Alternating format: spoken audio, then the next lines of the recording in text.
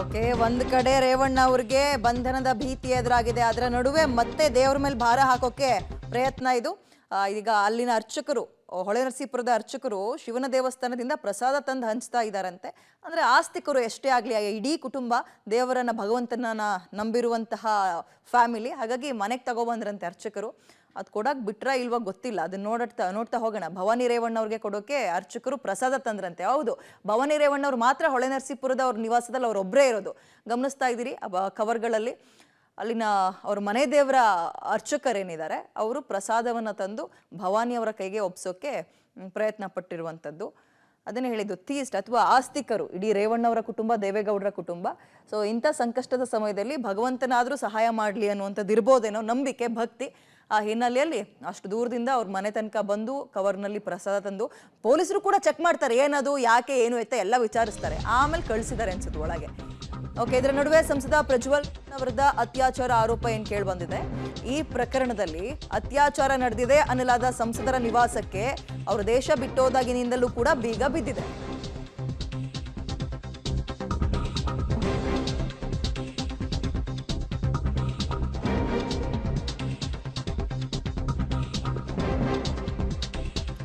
ಈ ಪ್ರಕರಣದಲ್ಲಿ ಮತ್ತಷ್ಟು ಅನುಮಾನ ಮೂಡಿಸ್ತಾ ಇರುವಂತದ್ದು, ಅವ್ರ ಮನೆಯಲ್ಲಿ ಇದ್ದಂತಹ ಕೆಲಸದ ಒಂದು ಕುಟುಂಬ, ಕೆಲಸಕ್ಕೆ ಅಂತ ಕುಟುಂಬವನ್ನ ಬಿಟ್ಟಿರ್ತಾರೆ, ಆ ಕುಟುಂಬ ಸಮೇತ ನಾಪತ್ತೆ. ಮನೆಗೆ ಬೀಗ ಹಾಕಿದ್ದಾರೆ, ಯಾರು ಕೂಡ ಅಲ್ಲಿಲ್ಲ.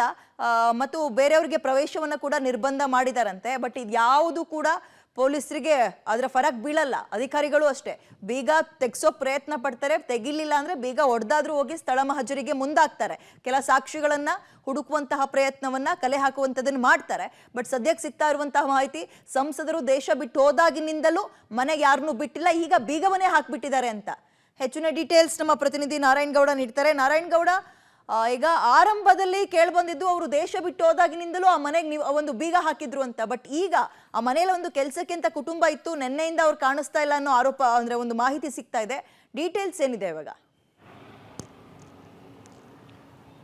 ವಿದ್ಯಾ ಅಂತಂದರೆ ಏನೀಗಾಗಲೇ ಪ್ರಜ್ವಲ್ ರೇವಣ್ಣ ವಿರುದ್ಧ ಅತ್ಯಾಚಾರ ಆರೋಪ, ಅಂದರೆ ಅತ್ಯಾಚಾರದ ಆರೋಪದಲ್ಲಿ ಈಗಾಗಲೇ FIR ಕೂಡ ದಾಖಲಾಗಿರುವಂಥದ್ದು. ಆದರೆ ಈಗ ಕಳೆದ 2-3 ದಿನಗಳಿಂದಲೂ ಕೂಡ SIT ಅವರು ಇಲ್ಲಿ ಒಂದು ಸ್ಥಳ ಮಹಜರ್ ಮಾಡ್ತಾರೆ ಅನ್ನೋ ಒಂದು ಮಾತಿತ್ತು. ಅದು SIT ಅವರು ಬಂದಿರಲಿಲ್ಲ. ಆದರೆ ನಿನ್ನೆ ಯಾವಾಗ ಪ್ರಜ್ವಲ್ ರೇವಣ್ಣ ಅವರ ವಿರುದ್ಧ ಅತ್ಯಾಚಾರದ ಆರೋಪದಲ್ಲಿ FIR ದಾಖಲಾಯಿತು, ಇವತ್ತು SIT ಅವರು ಇವತ್ತು ಏನು ಹಾಸನದ ಪ್ರಜ್ವಲ್ ರೇವಣ್ಣ ಅವರ ನಿವಾಸಕ್ಕೆ ಬಂದು ಸ್ಥಳ ಮಹಜರ್, ಅಂದರೆ ಏನು ಸಂತ್ರಸ್ತೆ ಇದ್ದಾರೆ ಆ ಸಂತ್ರಸ್ತೆಯನ್ನು ಸಹ ಕರ್ಕೊಂಡ್ಬಂದು ಪ್ರಜ್ವಲ್ ರೇವಣ್ಣ ಅವರ ನಿವಾಸವನ್ನು ಒಂದು ಪರಿಶೀಲನೆ ಮಾಡ್ತಾರೆ ಅಂತ. ಆದರೆ ಕಳೆದ ಒಂದು ವಾರದಿಂದನೂ ಕೂಡ ಪ್ರಜ್ವಲ್ ರೇವಣ್ಣ ಅವರ ನಿವಾಸ ಸಂಪೂರ್ಣ ಬೀಗ ಹಾಕಿದ್ದಂಥದ್ದು. ಆದರೆ ಇವತ್ತು ಬೆಳಿಗ್ಗೆಯಿಂದ ನಾವು ನೋಡ್ಬೋದು, ಗೇಟಿನ ಮುಂಭಾಗದಲ್ಲಿ ಇದ್ದಂಥ ಪ್ರಜ್ವಲ್ ರೇವಣ್ಣ ಅವರ ನಿವಾಸದ ಗೇಟಿನ ಮುಂಭಾಗಕ್ಕೂ ಸಹ ಸಂಪೂರ್ಣವಾಗಿ ಬೀಗವನ್ನು ಹಾಕಿರುವಂಥದ್ದು ಒಂದು. ಯಾಕೆಂತಂದರೆ ಇವತ್ತು SIT ಅವರು ಯಾವಾಗ ಪ್ರಜ್ವಲ್ ರೇವಣ್ಣ ಅವರ ವಿರುದ್ಧ ಅತ್ಯಾಚಾರದ ಆರೋಪ ಒಂದು FIR ಆಗಿದೆ, ಹಾಗಾಗಿ ಇವತ್ತು SIT ಅವರು ಬರ್ತಾರೆ ಅಂತ ಮುಂಜಾಗ್ರತಾ ಕ್ರಮವಾಗಿ ಯಾವುದೇ ಸಾಕ್ಷಿಗಳ ನಾಶನೂ ಆಗಬಾರ್ದು, ಮತ್ತು ಮುಂಜಾಗ್ರತಾ ಕ್ರಮವಾಗಿ ಪೊಲೀಸರು ಕೂಡ ಈಗಾಗಲೇ ಗೇಟನ್ನು ಸಂಪೂರ್ಣವಾಗಿ ಬೀಗ ಹಾಕಿರುವಂಥದ್ದು ಒಂದು ವಿದ್ಯಾ. ಆದರೆ ಇನ್ನೊಂದೇನು ಅಂತಂದರೆ, ಕಳೆದ ಒಂದು ವಾರದಿಂದನೂ ಕೂಡ ಯಾವಾಗ ಪೆಂಡ್ರೈವ್ ಪ್ರಕರಣ ಹೊರಗಡೆ ಬಂತು ಅವತ್ತಿನಿಂದನೂ ಕೂಡ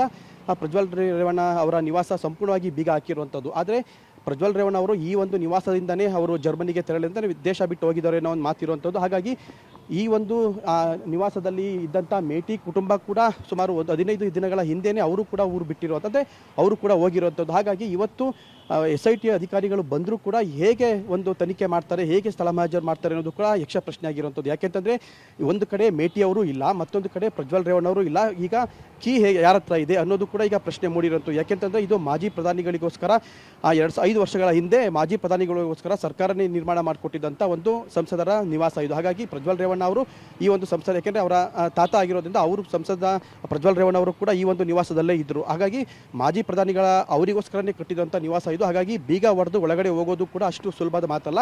ಹಾಗಾಗಿ ಒಂದು ಕಡೆ ಈಗ ಬೀಗ ಎಲ್ಲಿದೆ ಅನ್ನೋದು ಕೂಡ ಯಕ್ಷ ಪ್ರಶ್ನೆ ಆಗಿರುವಂಥದ್ದು. ಮತ್ತು ಮೇಟಿ ಅವರು ಇಲ್ಲ, ಹಾಗಾಗಿ ಪ್ರಜ್ವಲ್ ರೇವಣ್ಣ ಅವರೇ ಬೀಗನ ತೊಗೊಂಡು ಹೋಗಿದ್ದಾರೆ ಅನ್ನೋ ಒಂದು ಪ್ರಶ್ನೆಯೂ ಕೂಡ ಕಾಡ್ತಿರುವಂಥದ್ದು, ಅಥವಾ ಬೀಗ ಬೇರೆ ಆ ಪೊಲೀಸರ ಕೈನಲ್ಲಿ ಇದೆಯಾ ಅನ್ನೋದು ಕೂಡ ಪ್ರಶ್ನೆ ಇರುವಂಥದ್ದು. ಜೊತೆಗೆ ಮೇಟಿನೂ ಕೂಡ ಇಲ್ಲದಲ್ಲೇ ಇರುವಂಥದ್ದು. ಹಾಗಾಗಿ SIT ಅಧಿಕಾರಿಗಳು ಈಗಾಗಲೇ ಏನು ಪ್ರಕರಣ ದಾಖಲಾಗಿದೆ ಆ ಪ್ರಕರಣದ ಅನ್ವಯ ಈಗ ಸಂತ್ರಸ್ತೆಯೂ ಸಹ ಕರ್ಕೊಂಡ್ಬಂದು ಸ್ಥಳ ಮಹಜರ್ ಮಾಡೋಕ್ಕೆ ಈಗ ಮುಂದಾಗಿರುವಂಥದ್ದು.